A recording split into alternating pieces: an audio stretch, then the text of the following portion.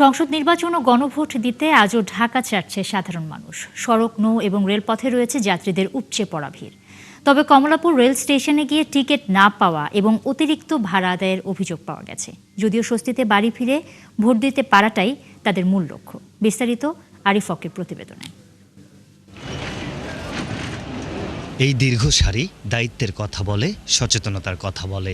রাত পেরোলেই নিজের মূল্যবান ভোটের মাধ্যমে দেশের ভবিষ্যৎ নেতৃত্বকে বাছাই করবে নাগরিকরা। তবে রেলপথে ঢাকা ছাড়তে নানান ভোগান্তি যাত্রীদের। গুনতে হচ্ছে অতিরিক্ত ভাড়াও। 17 বছর পরে ভোট দেওয়ার জন্য যাইতেছি, ভোট দিতে পারি নাই, কিন্তু এখানে তো এসে দেখতে সিন্ডিকেট করে রাখছে। স্টার্টিং সিট নাই, ভালো কথা, স্টার্টিং টিকিট তো দিবে, স্টার্টিং টিকিট দিতেছে না, ওদের সাথে কথাই বলা যাচ্ছে না। আমার ওয়াইফ গেছে ময়মনসিংহ, কিন্তু তাকে দেওয়ানগঞ্জে টিকিট করতে বাধ্য করেছে। একজনের জন্য 2টা টিকিট করতে বাধ্য করেছে। এখন ঘরেই হবে বিয়ে বাড়ির পোলাও, যদি থাকে আকিজ এসেনশিয়াল সুগন্ধি চিনি গুঁড়া চাল।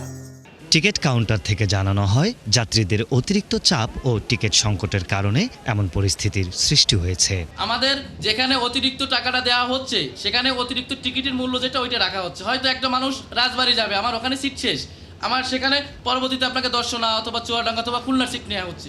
সেক্ষেত্রে তো এখানে আমার কিছু করার নাই। এই জিনিসটা তো আমি যাত্রীরা বুঝতে পারতেছি না যে আমার ঢাকা থেকে ছাড়ার পরে খুলনা পর্যন্ত আরো 4টা 5টা আরো 20টা স্টেশন আছে।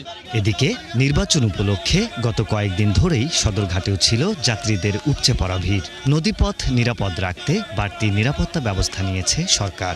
লঞ্চ ভ্রমণ নিয়ে তাই যাত্রীদের তেমন অভিযোগ পাওয়া যায়নি। আজকে রাত্রে যাব, কালকে যে আল্লাহ বাঁচাইলে ভোট দেবো। এদের মতো আমেজ লাগছে, ভালো লাগছে। হ্যাঁ, মোটামুটি যাইতে পারতেছে। অন্যদিকে গাবতলীতে নির্ধারিত সময়ে বাস না ছাড়ার অভিযোগ আনেন যাত্রীরা। সকাল 8:30, এখন কয়টা বাজে স্যার? আপনারা দেখেন, গাড়ি ভর্তি লোক, 9:30টায় গাড়ি ছাড়ে। এত সব ঝক্কি ঝামেলার পরও সুন্দর দেশ বিনির্মাণে অংশ নেওয়াটাকে অধিক গুরুত্বপূর্ণ মনে করছেন নাগরিকরা। সুষ্ঠু নির্বাচনের মধ্য দিয়ে নতুন এক বাংলাদেশের স্বপ্ন দেখছেন তারা। জনসাধারণ অনেকেই আমরা গত 17 বছর ভোট দিতে পারি নাই, তো এবার উৎসব মুখর পরিবেশে ইনশাল্লাহ সমস্ত ভোট কেন্দ্রে ভোটগুলো অনুষ্ঠিত হবে। একটা সুষ্ঠু নির্বাচনের মাধ্যমে আমরা একটা সরকার গঠন করতে চাচ্ছি, যারা এই দেশটাকে খুব সুন্দরভাবে পরিচালনা করতে পারবে। গোটা বাংলাদেশকে সার্বিকভাবে যেন আইন শৃঙ্খলা, অর্থনীতি সব দিক দিয়েই যেন আমাদের জনগণের মঙ্গল হোক, এইটুকুনি প্রত্যাশা করি আগামী সরকারের কাছে।